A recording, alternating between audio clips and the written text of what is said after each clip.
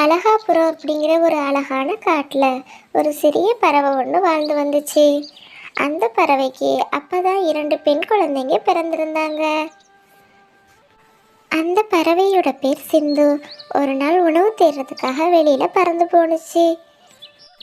அங்க சோனா அப்படிங்கிற காகம் சிந்து கிட்ட இப்படி சொன்னுச்சு. உனக்கு விஷயம் தெரியுமா சிந்து? நம்ம காட்டில் மழைக்காலம் இன்னும் 2 நாட்களில் ஆரம்பமாக போகுதாம்.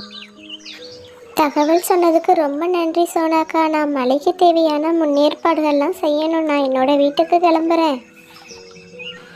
அப்படி சொன்ன சிந்து மழைக்காலத்துக்கு தேவையான உணவுகளை எடுத்துக்கிட்டு தன்னோட வீட்டுக்கு வேகமாக பறந்து வந்துச்சு. வீட்டில் சிந்துவோட 2 குழந்தைங்களும் தூங்கிக்கிட்டு இருந்தாங்க.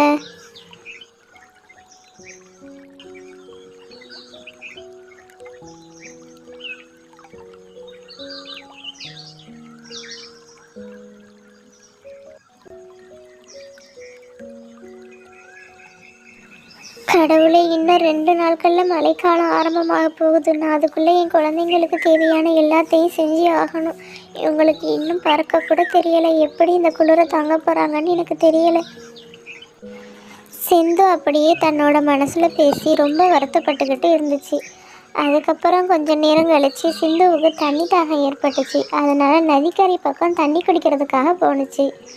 அங்கே போய் தண்ணீர் அருந்திட்டு திரும்பவும் வீட்டுக்கு வந்து பார்த்துச்சு. என் செல்லங்களா எந்திரிச்சு நிற்க ஆரம்பிச்சிட்டாங்க. இனிமேல் எனக்கு பிரச்சனை இல்லை. இவங்க இனிமேல் பறக்க ஆரம்பிச்சிருவாங்க. அதுக்கப்புறம் 2 நாட்கள் கடந்த பிறகு மழைக்காலம் ஆரம்பமானது. வழக்கத்துக்கு மாறாக அந்த வருடம் மழையின் தாக்கம் மிகவும் அதிகமாக இருந்தது.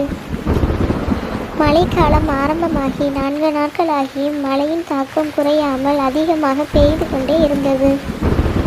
சோனாக்காக மலைக்கு முன்னாடியே மர வீடு வேறு இடத்துல கட்டிருச்சு.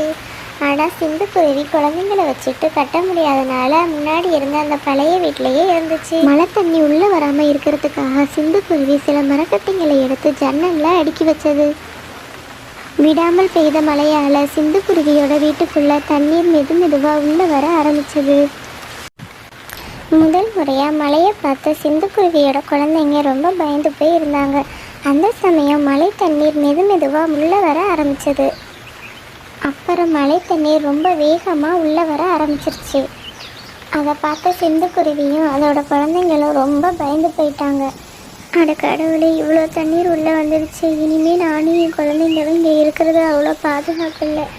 உடனே நாங்கள் வேறு இடத்த தேடி போயாகணும். அப்படி சொன்ன சிந்துக்குருவி தன்னோட